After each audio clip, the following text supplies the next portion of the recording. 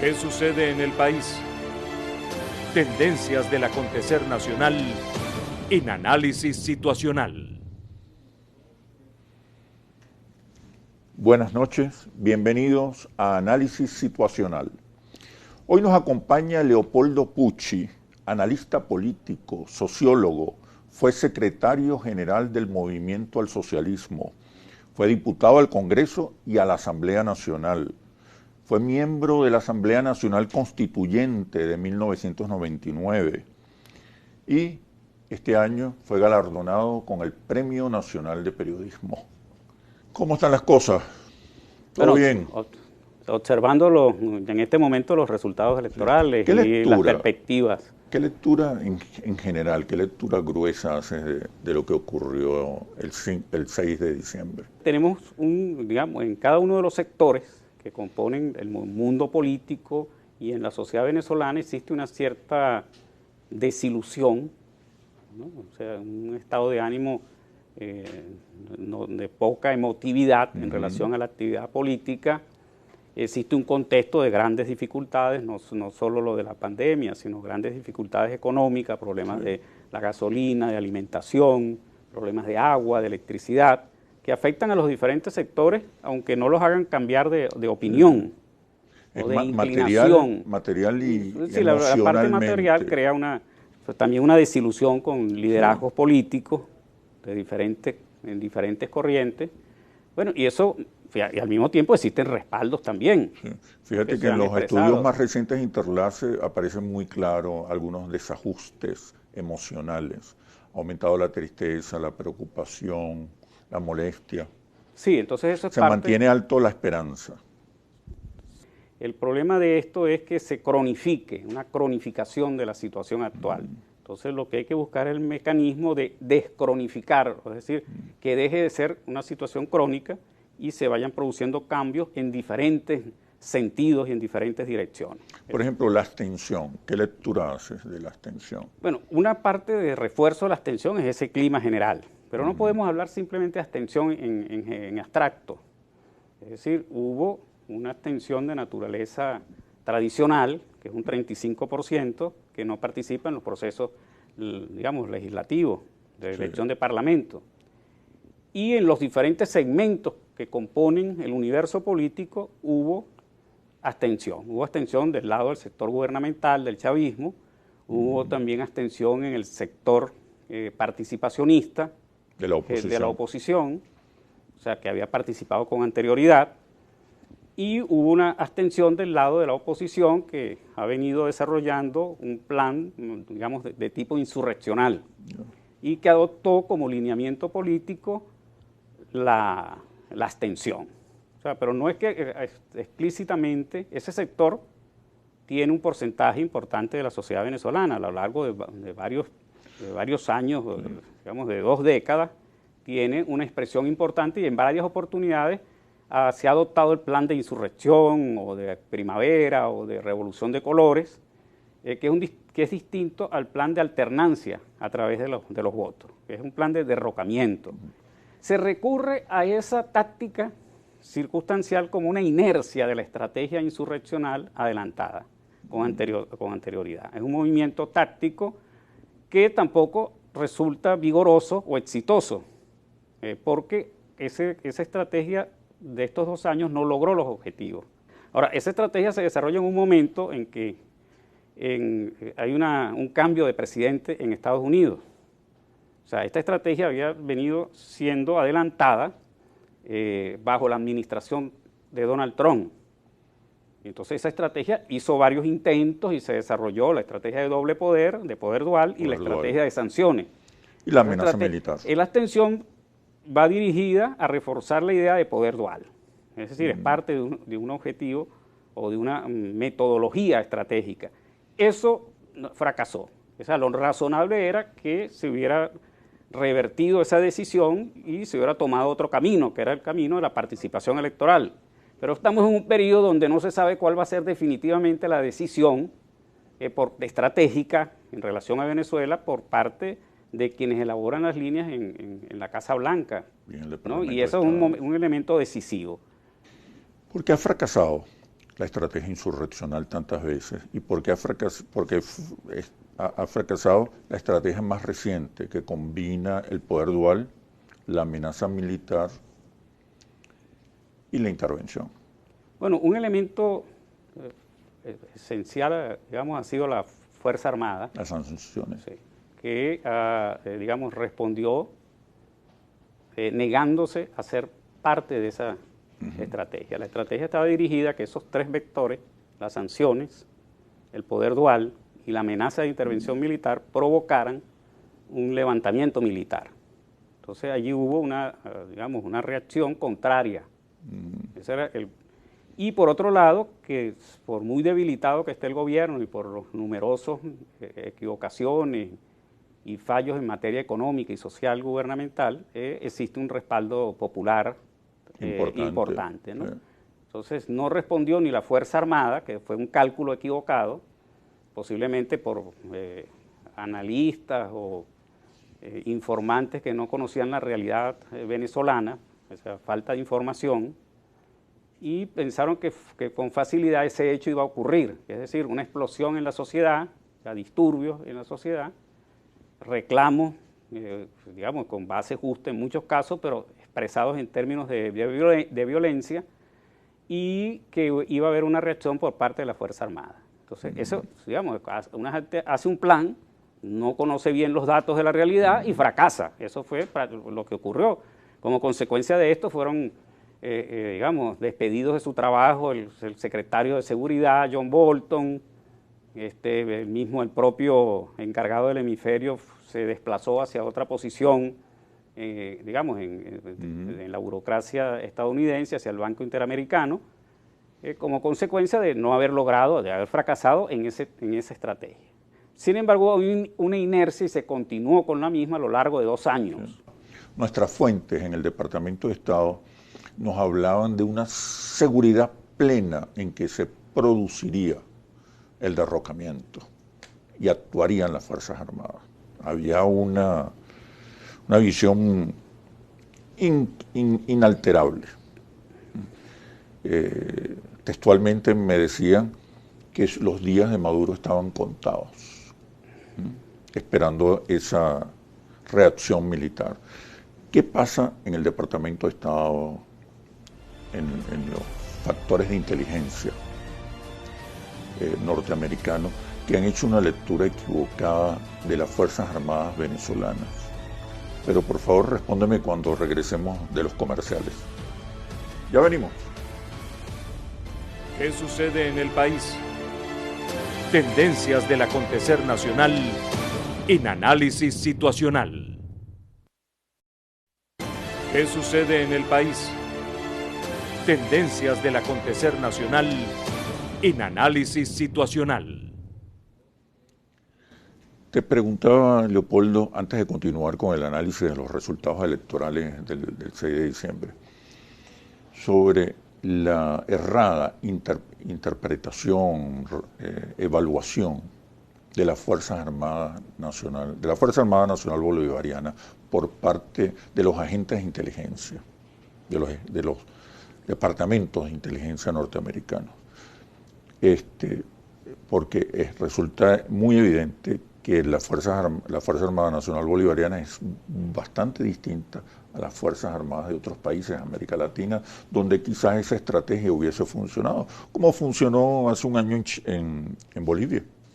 Sí, es difícil comprender que servicios de inteligencia, que son numerosos y digamos que tienen recursos suficientes para hacer estudios, no comprendieran o no tuvieran conocimiento de la situación de Venezuela. Es posible que tengan malos equipos, no conozcan la psicología y la forma en que se actúa en Venezuela.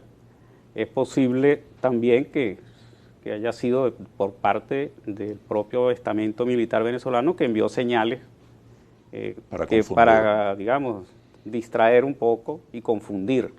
No, pero uno no lo sabe. Lo concreto es que no disponen del conocimiento, y creo que mucho no solo de la cuestión militar, tampoco de lo que ocurre en la sociedad venezolana. Sí, el fenómeno hay chavista. Una especie de punto ciego.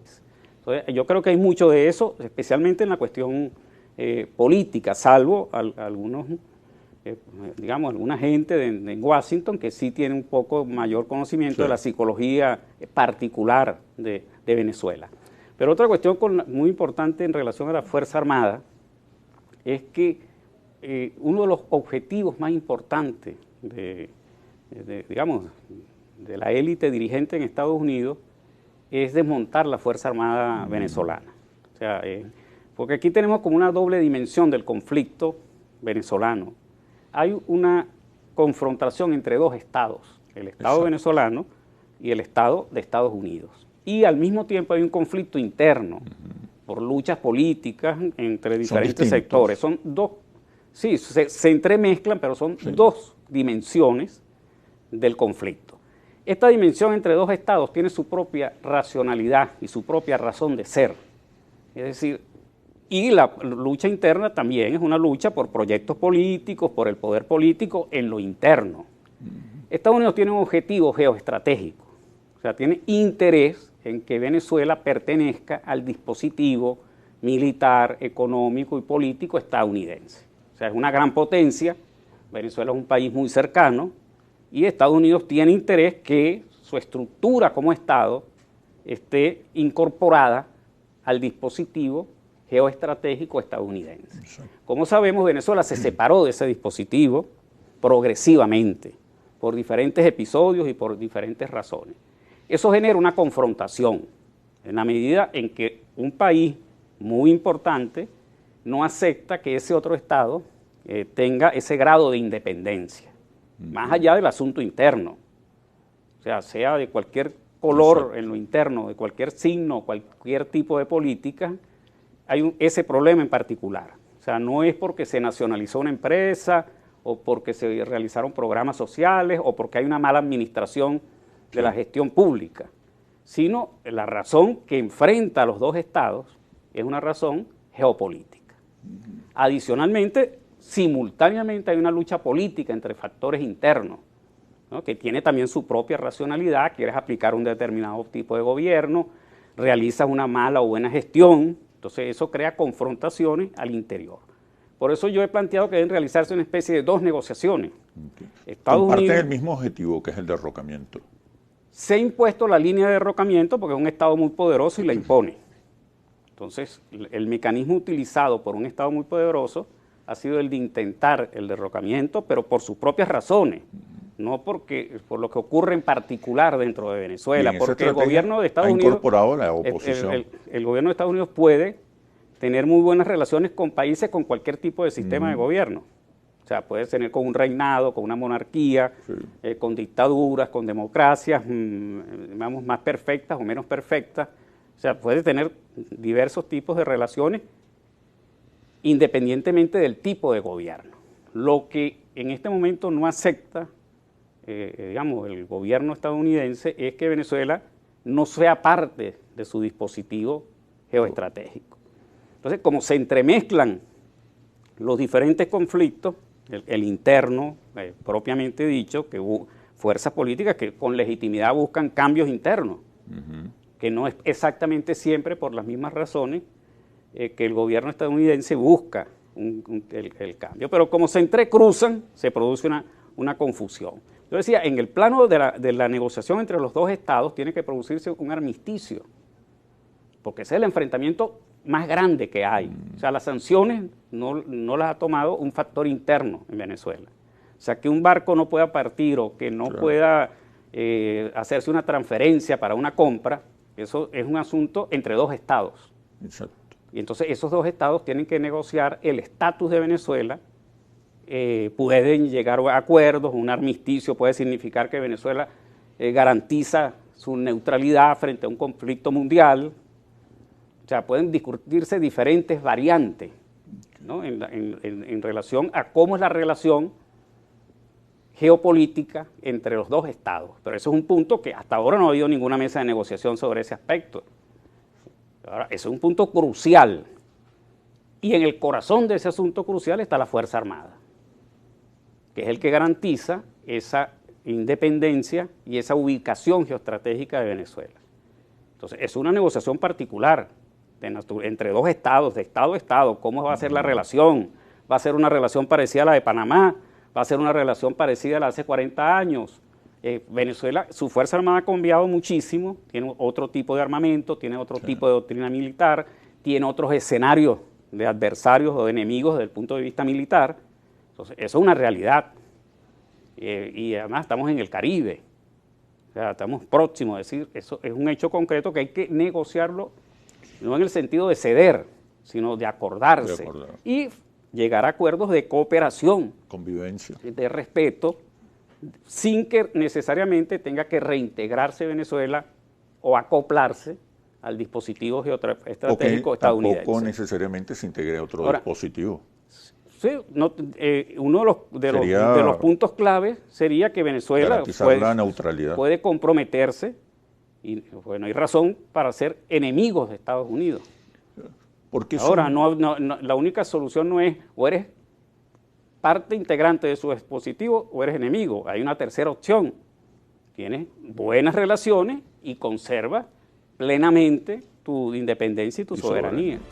¿Por qué dos negociaciones, Estados Unidos, oposición, cuando están compartiendo hoy la misma estrategia y el objetivo es el mismo?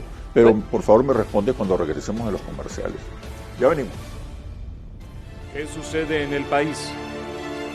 Tendencias del acontecer nacional en Análisis Situacional.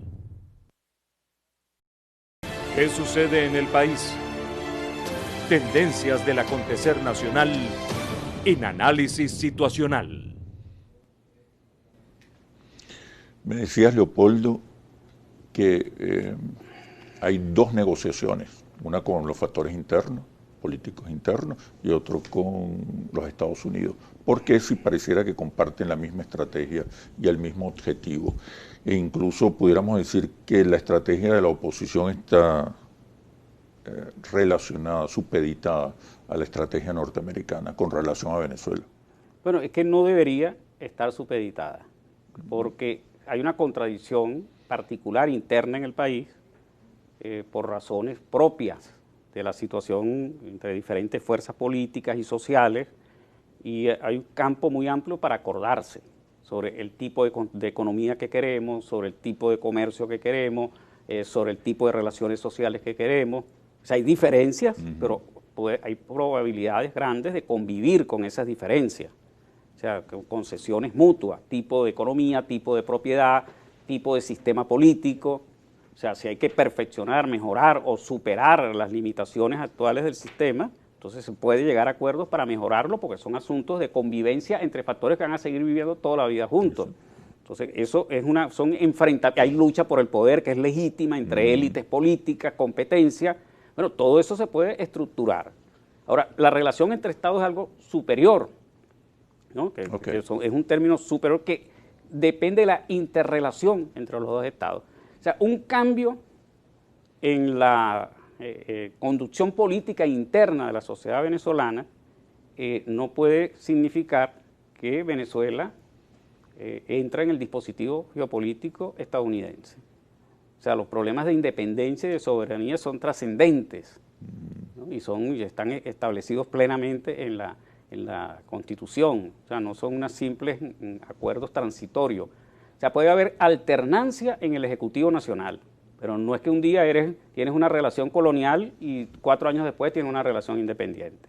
O sea, la relación independiente es algo de décadas, ¿no? O eterno. La relación de independencia no es algo circunstancial, sino que es algo que tiene que consolidarse, y eso se consolida en acuerdos entre Estados. O sea, es como algo que, digamos, un acuerdo sobre delimitación. O sea, son acuerdos entre Estados. Debería ser una política compartida. Debería ser una política compartida, pero en este momento no es tan sencillo, ¿no? Por el grado de confrontación que existe, ¿no? Y por el grado de penetración también muy grande de entrecruzamiento de intereses y de la fuerza que ha tenido la presencia de Estados Unidos en la lucha política, ¿no? interna en Venezuela. Ha tenido muchísima presencia.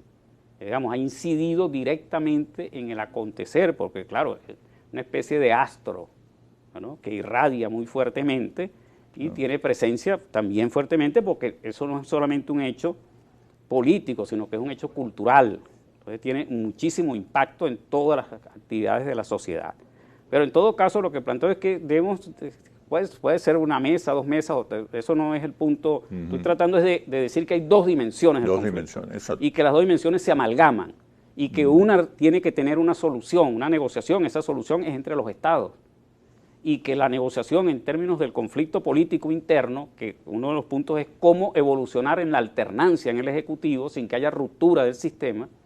De confrontación. ¿No? Sino que hay, digamos, lucha política y alternancia, que es lo que hay que ahorita es posible, pero hay que garantizar que ello ocurra. Entonces, eso en lo interno yo creo que un punto importante que deriva del proceso electoral es que no podemos hablar simplemente de 2 factores, gobierno y oposición, sino que aquí ha surgido una fuerza de participación electoral. Ya tiene 2 o 3 oportunidades que se ha diferenciado 2 sectores de la oposición. Eso es incipiente, o sea, no ha logrado consolidarse. Los resultados electorales que revelan estos resultados revelan que sí existe una base para uno de los sectores de oposición y el otro tiene su base también. Claro. O sea, el sector de oposición, que se denomina comúnmente G4, antes se llamaba de otra manera, ese es un sector, y existe un sector que es el sector de participación, que es distinto al anterior. Los 2 existen, no es que desaparecen con las elecciones, con estos resultados, sino que emerge un sector que tiene su propio perfil y su propia identidad, que ahora tiene que construirla. Tiene una base electoral, sacó 3 millones de votos una vez y 2 millones, que no es mucho, bueno, es minoritaria, pues, pero eso no es ningún obstáculo para quien tiene un propósito político de mayor amplitud. Entonces tiene una base electoral, tienen ahora una fracción parlamentaria, se dirá que es pequeña. Bueno, pero ¿cuántas veces partidos con fracciones pequeñas han tenido un buen desempeño? Lo que hay que hacer en este momento es al contrario, ayudar a esos 20, 25, 15 diputados que salieron electos a que tengan un buen desempeño. O sea, analistas, economistas, bueno, hay incorporación de los suplentes para que haya un mayor número de presencia, creación allí se pueden crear comisiones de trabajo, aparte de las formales. Bueno, comisiones formales donde se integre el mundo político. O sea, 10, 15 economistas de sectores de las universidades que se incorporen junto con los diputados. En lugar de desacreditarlo, creo que ese es el material con que hay que trabajar. Y tampoco es que el resto de los opositores tampoco, digamos, comparativamente también tienen los mismos perfiles. Entonces, bueno, esos que están allí es una pequeña fracción y una pequeña base electoral.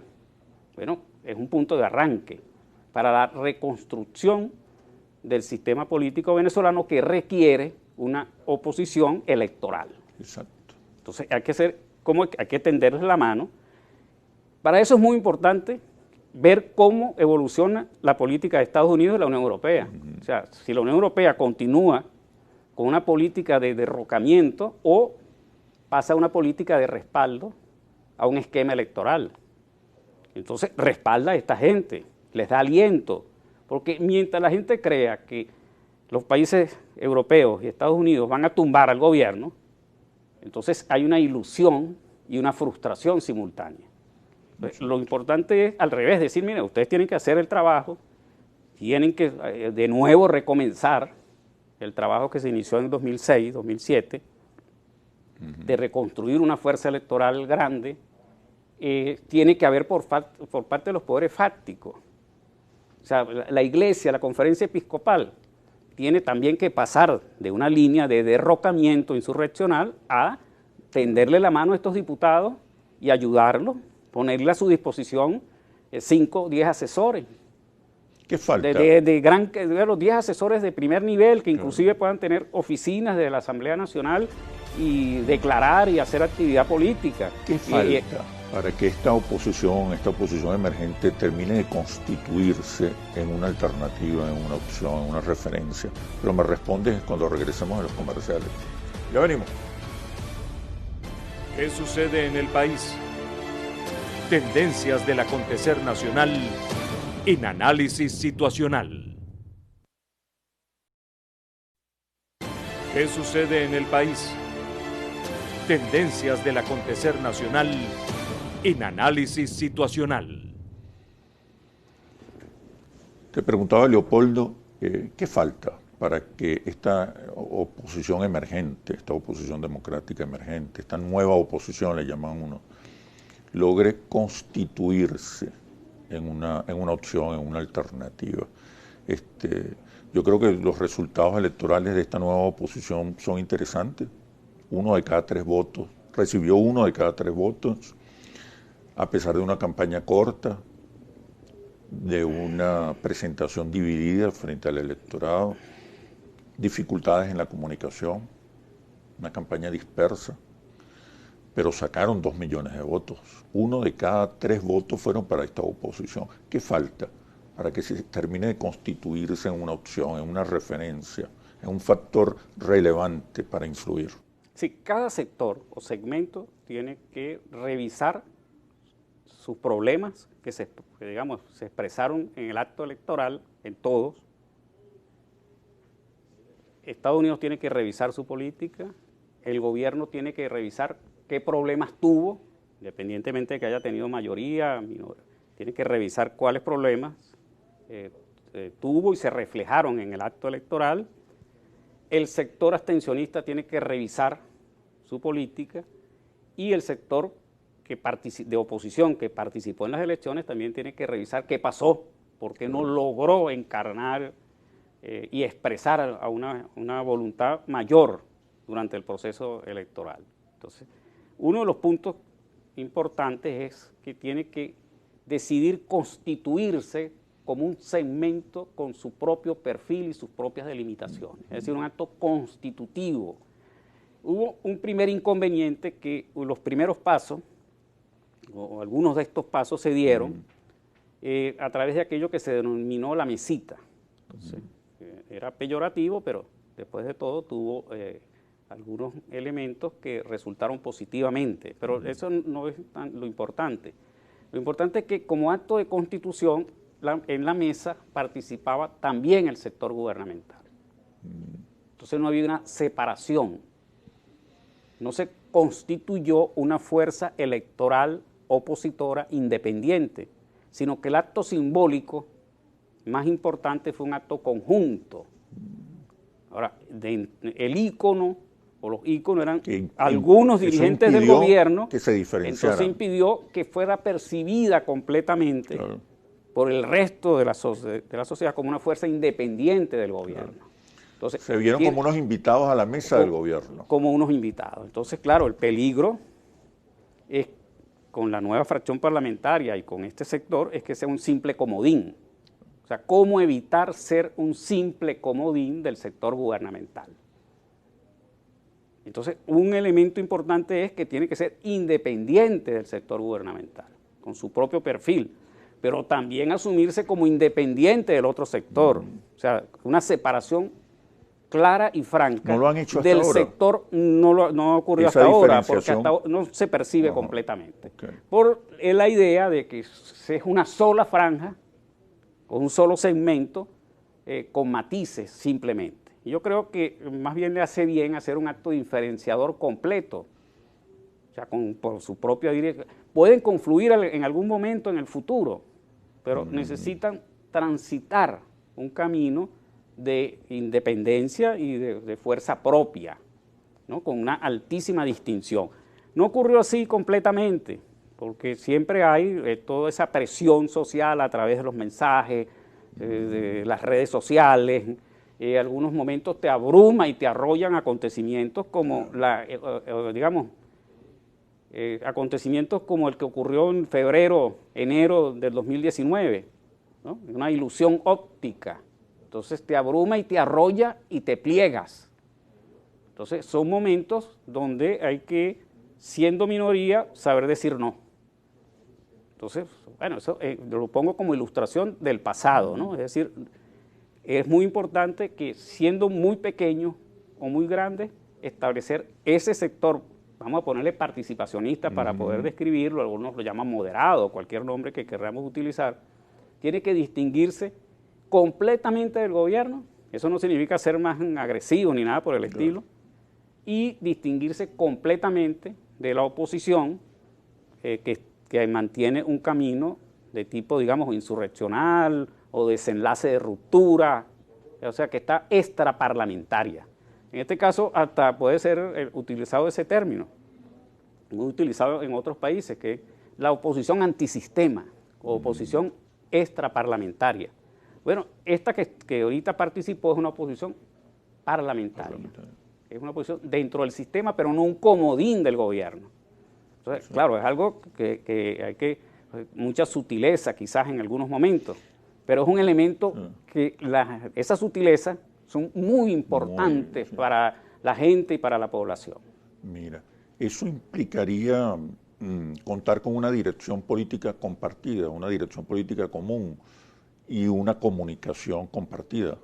Sí, eso implicaría llegar a algunos mecanismos de coordinación mucho más fuertes que hasta ahora. Y de discurso y de imagen como más trabajados y más, digamos, concebidos de manera común, de tal manera que se sienta como una corriente, no como un comité ejecutivo nacional en el estilo clásico tradicional de los partidos políticos, pero sí como una corriente orgullosa de sí mismo, además, sin duda sobre sus convicciones, y como parte del sistema político, y tiene que actuar con mucha diligencia y con mucha fuerza y requeriría mucho apoyo. Puede terminar arrastrando o puede terminar confluyendo con el resto de los sectores de la oposición en la medida en que se acoplen también a una estrategia dentro del sistema de alternancia electoral, sin ruptura, pero con grandes cambios pueden proponerlo, pero sin ruptura. Entonces eso, digamos, tendría que trabajarlo, este grupo de dirigentes tienen que trabajarlo, tienen que partir ahora de la fracción parlamentaria, este grupo de partidos tienen que ver cómo coordinan, no lo han hecho, no lo han logrado hacer completamente, este grupo de partidos participacionistas, digamos, para utilizo de nuevo el término, no de forma peyorativa, y ver, pues, claro, hay elementos de unidad, no hubo planchas conjuntas, o sea, diferentes tipos de problemas, pero eso no era suficiente, era sobre todo el mensaje, la convicción y la imagen. Y luego lo otro, que si acuerdos en plancha, eso es un subproducto de esta confluencia política inicial, que hay que trabajarla. No es que va a ocurrir, es una probabilidad que ocurra y es algo que hay que ayudar a que ocurra. Para que pueda estabilizarse y no cronificarse la situación venezolana, se requiere de una fuerza política electoral importante en Venezuela, para que en algún momento pueda producirse el mecanismo propio de la alternancia. Okay. ¿Qué va a pasar con la estrategia de poder dual? En un contexto donde hay cambios en la administración o en la administración norteamericana, hay cambios en la Casa Blanca, seguramente habrá cambios en la política hacia Venezuela. ¿Dónde queda la estrategia de poder dual una vez que el 5 de enero se instale la nueva Asamblea Nacional? Pero me responde cuando regresemos de los comerciales. Ya venimos. ¿Qué sucede en el país? Tendencias del acontecer nacional en análisis situacional. ¿Qué sucede en el país? Tendencias del acontecer nacional en análisis situacional. Antes de la pausa te preguntaba, Leopoldo, ¿qué va a pasar con la estrategia de poder dual después que se instale la nueva Asamblea Nacional? ¿Y cómo va a influir en esta nueva etapa, cómo va a influir la nueva administración Biden? Ya casi todo el equipo de política exterior está designado. Han manifestado que van a una política de multilateralismo, que va a haber un acercamiento con La Habana, y se especula que se va a imponer la línea de flexibilización de las sanciones y de negociación. Bueno, la decisión sobre poder dual es una decisión que se toma en Washington, porque los elementos esenciales son de carácter diplomático y la apropiación de fondos que están en el exterior. O sea, y es parte de una estrategia también junto con las sanciones y la amenaza de intervención, que es un conjunto que es decidido, ¿no?, por las autoridades estadounidenses. Se desconoce qué qué decisión van a tomar en esta materia. Pero está muy debilitada la estrategia. Lo más recomendable, lo más lógico sería que dijeran, bueno, ya que no resultaron, vamos a cambiar, por lo menos de método y de estilo. Eso, si no hay ese cambio en esa materia, es muy difícil que se salga de la situación crónica en que estamos. O sea, sería trancar el juego completamente. O sea, porque es mantener algo que es absolutamente, que es muy poco serio, ¿no?, y que tampoco es efectivo desde el punto de vista práctico. Y lo que hace es herir al contrincante, ¿no?, y crear problemas y malestar. O sea, mantener algo que no es sostenible. Es comprensible que lo haya hecho la actual administración porque es una especie de inercia, que lo hizo con la abstención, o sea, al promover adoptar esa línea política, pero que no es comprensible si se quiere realizar un cambio. O sea, y si se quiere negociar y si se quiere dialogar, evidentemente que eso es un punto, una traba. O sea, la embajada de Venezuela en Washington fue tomada por fuerzas policiales de otro país, ¿no? Y luego se la entregaron digamos, a venezolanos de la oposición, pero eso no se ha visto en ninguna parte, en otro caso en el mundo. Entonces, esa es una situación que ineludiblemente tiene que resolverse. Eso, digamos, porque es una cuestión que podía crearse como imagen política para un movimiento muy rápido, de 1 o 2 meses, con un objetivo junto con otros movimientos de naturaleza política, pero eso no es algo sostenible en el tiempo, o sea, no tiene asidero de ninguna naturaleza, y eso más bien es una piedra de tranca. ¿Cómo van a evolucionar? Yo creo que sí está planteada la flexibilización en algunas materias, ¿no? Esperemos que así ocurra. Yo digo que el primer punto de flexibilización es restablecer las relaciones entre los dos países. O las conversaciones. ¿no?, y entre los dos gobiernos. Sí, bueno, pero un punto ineludible. Pues hay un gobierno y hay dos gobiernos. Sea malo, no te guste, o sea, cualquier tipo. Pues, o sea, para tener relaciones no hay que gustarse. O sea, es solamente aceptar que hay dos países y que cada país tiene un Estado y puedes tener muchas críticas y observaciones uno a otro. Pero puedes mantener relaciones. Es un primer paso, porque si ni siquiera aceptas que el otro existe, como Estado o como gobierno, es más difícil llegar a acuerdos y entendimientos, por más que se converse. Y luego, en el campo de las sanciones, lo correcto es que no existan las sanciones. O sea, un Estado no tiene por qué sancionar al otro que no existan. Pues claro, uno puede decir, bueno, mejor es algo que nada. Entonces, mejor es que haya un alivio de las sanciones, evidentemente. Y es lógico que por propios intereses de los bonistas, que por propios intereses de los sectores petroleros, haya alguna negociación sobre el tipo de sanciones, ¿no? Pero un alivio en realidad, en el fondo, es insuficiente.